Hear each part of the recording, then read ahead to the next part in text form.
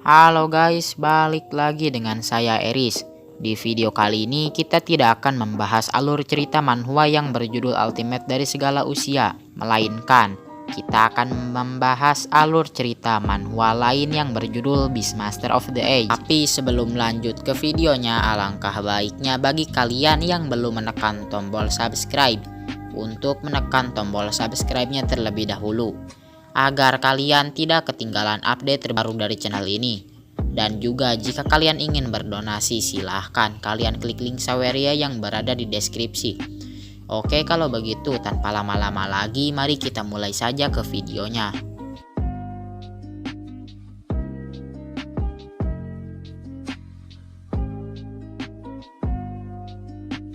Legenda mengatakan ketika surga yang agung jatuh, itu adalah akhir dari dunia. Dunia tak berujung akan melahirkan 10 monster agung angkara murka. Mereka memiliki tubuh sebesar tanah surgawi. Karena kebangkitan mereka, surga tercerai-berai, ruang dan waktu akan terbalik, dan dunia dilahirkan kembali. Setelah kehancuran dunia yang usang dan kelahiran yang baru, para monster agung akan menghilang ke dalam kehampaan. Setelah itu surga dan dunia akan kembali terbentuk, dan tatanan alami dunia akan terbentuk ulang. Dunia yang baru dengan kehidupan akan terlahir kembali. Cerita berawal ketika seorang pemuda yang sedang menaiki monster miliknya yang sedang dalam perjalanan ke tempat tujuan. Dia adalah Li Tianming, seorang siswa Akademi Flame Yellow yang berusia 17 tahun. Ia lahir di sebuah kota kecil. Sesampainya Li Tianming di tempat tujuan, di sana terdapat seorang perempuan yang sedang menunggunya. Perempuan tersebut bernama Mu Qingqing. Dia juga seorang murid Akademi Flame Yellow yang berusia 17 tahun. Latar belakang Mu Qingqing sangat payah, dan Mu Qingqing adalah kekasihnya Li Tianming. Li Tianming bertanya sambil berteriak kenapa Mu Qingqing tidak menunggunya di dalam rumah saja. Mu Qingqing menjawab dia menunggu di luar karena dirinya sudah gelisah dan ingin segera bertemu dengan Li Tianming. Saat Li Tianming dan Mu Qingqing saling berhadapan, mereka tampak seperti sepasang kekasih yang serasi. Li Tianming meminta maaf kepada Mu Qingqing karena akhir-akhir ini dirinya tidak bisa menghabiskan waktu dengan Mu Qingqing, karena dirinya sangat sibuk untuk berlatih dengan Jinyu. Mu Qingqing tidak mempermasalahkan hal itu. Lalu Mu Qingqing mengajak Li Tianming untuk segera masuk ke dalam rumah agar tidak terkena demam.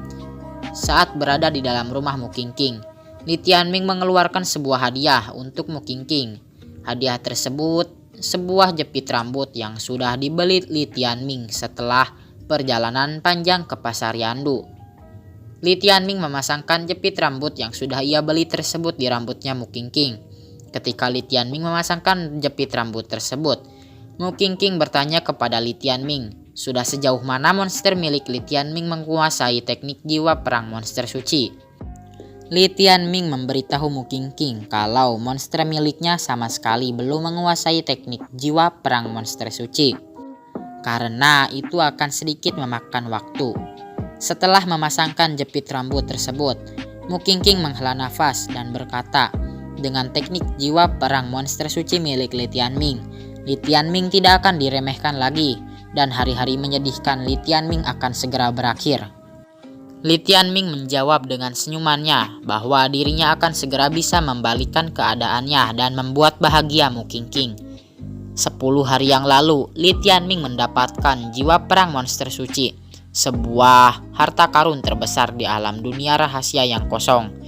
Nilainya sangat berharga. Disebutkan bahwa kekuatannya bisa membuat seseorang cukup kuat di atas semuanya. Dan itu adalah rahasia yang hanya diketahui oleh Mu Qingqing dan Li Tianming saja. Li Tianming memberikan jiwa perang monster suci tersebut kepada monster miliknya yang bernama Jinyu. Tapi Jinyu belum bergabung sepenuhnya dengan jiwa perang monster suci yang sudah didapatkan oleh Li Tianming. Dan jika saja monster suci milik Li Tianming berhasil menggabungkan diri dengan jiwa perang monster suci, maka Li Tianming akan langsung naik ke posisi tertinggi dan menuju ke puncak hidupnya.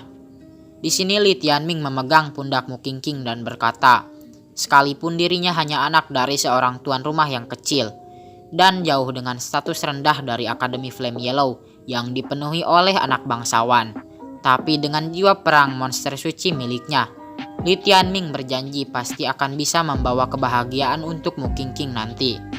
Mu Qingqing yang mendengar ucapan Li Tianming menjawab bahwa dirinya tidak mau menunggu lagi. Dirinya ingin Li Tianming menjadikannya sebagai wanita milik Li Tianming sekarang juga. Dan Mu Qingqing pun melepaskan pakaiannya. Setelah melepaskan pakaiannya, Mu Qingqing berkata bahwa dirinya ingin menyerahkan dirinya seutuhnya kepada Li Tianming. Li Tianming yang melihat Mu Qingqing melepaskan pakaiannya membuat perasaannya campur aduk dan bingung. Li Tianming heran kenapa perilaku Mu Qingqing sedikit berbeda dari biasanya. Li Tianming mencoba untuk berpikir, mungkin itu karena jiwa perang suci yang didapatnya atau apalah. Lalu Li Tianming bertanya kepada Mu Qingqing, kenapa perilakunya sedikit berbeda dari biasanya. Mu Qingqing menjawab dengan matanya yang sambil melototi Li Tianming. Apa kamu takut? Kalau begitu aku harus bersikap seperti apa? Apakah aku harus bersikap imut dan rendah hati agar kau bisa mempercayai tanpa syarat? Ucap Mu Qingqing. Setelah Mu Qingqing berkata demikian, sebuah serangan mengarah ke rumah Mu Qingqing. Dan ternyata serangan itu berasal dari seorang pemuda yang sedang menaiki monster miliknya. Orang itu bernama Lin Xiaoting, 17 tahun, salah satu siswa elit dari Akademi Flame Yellow Divisi Surga. Dia adalah anak dari keluarga bangsawan. Lin Xiaoting berteriak sambil turun ke daratan. Beraninya kau membuat Mu Qingqing mabuk dan melecehkannya. Li Tianming tidak bisa berkata apa-apa dan hanya diam terkejut karena dirinya baru saja dituduh oleh Lin Xiaoting. Dirinya juga melihat Mu Qingqing berlari ke arah Lin Xiaoting dan memeluknya. Ketika Li Tianming sedang diam saja, Lin Xiaoting meneriaki Li Tianming kalau Li Tianming lebih rendah daripada monster karena telah mencoba untuk melecehkan Mu Qingqing. Lin Xiaoting juga berkata bahwa dirinya berhak menghukum Li Tianming karena Li Tianming telah melakukan tindak kejahatan. Lin Xiaoting menyuruh monster miliknya untuk menyerang monster milik Li Tianming. Li Tianming yang melihat monsternya sedang bertarung melawan monster milik Lin Xiaoting segera mungkin menyuruh monsternya untuk mundur karena monster Lin Xiaoting bukanlah tandingannya.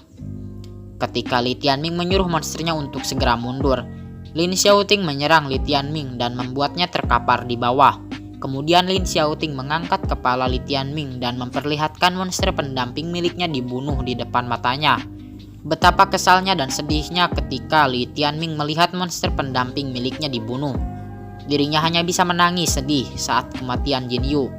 Lalu Lin Xiaoting mengambil jiwa perang monster suci yang berada di dalam tubuh Jin Yu. Pada saat itu, Mu Qingqing terus merendahkan Li Tianming bahwa kemampuan maupun latar belakang Li Tianming tidak layak untuk dirinya.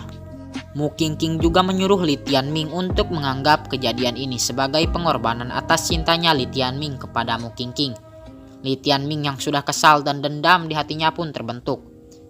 Li Tianming berjanji kepada Mu Qingqing dan Lin Xiaoting, cepat atau lambat mereka berdua akan menerima balasan atas perbuatan mereka terhadap dirinya.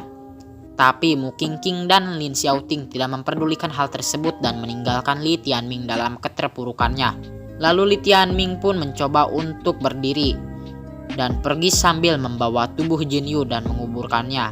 Setelah menguburkannya, Li Tianming berkata sambil menggertakkan giginya bahwa dalam 3 tahun dirinya akan membalas dendam. 3 tahun kemudian di kota Flame Heaven Pavilion, kota menatap hujan, di kediaman Li Tianming dan ibunya. Saat Li Tianming tertidur, dirinya tiba-tiba terbangun sambil berteriak karena Li Tianming selalu memimpikan Jin Yu selama 3 tahun terakhir ini. Li Tianming selalu menghabiskan waktunya di kota Flame Heaven dalam penantian untuk membalas dendam. Dan untuk Mu Qingqing, sekarang dirinya benar-benar naik ke puncak Ignis Police dan menjadi murid inti dari Akademi Flame Yellow. Bahkan Mu Qingqing juga berpacaran dengan Lin Xiaoting yang sudah membunuh monster pendamping milik Li Tianming. Jiwa perang monster suci yang diperoleh Lin Xiaoting dengan cara merebutnya dari Li Tianming dikabarkan diperoleh Lin Xiaoting atas usahanya sendiri. Dan sebaliknya, Li Tianming malah menjadi bahan tertawaan karena tuduhan terhadap dirinya membuat Mu Qingqing mabuk dan melecehkannya. Walaupun demikian, tidak ada yang tahu kalau Li Tianming masih punya rahasia di sepanjang hidupnya, yaitu selain dari Jin Yu yang menetas saat dirinya lahir, masih ada 10 telur lainnya yang selalu ada di dalam ruang kehidupannya. Dan hari ini adalah hari ketika salah satu telur tersebut akan menetas. Li Tianming pun mengeluarkan salah satu telur tersebut dari dalam ruang kehidupannya.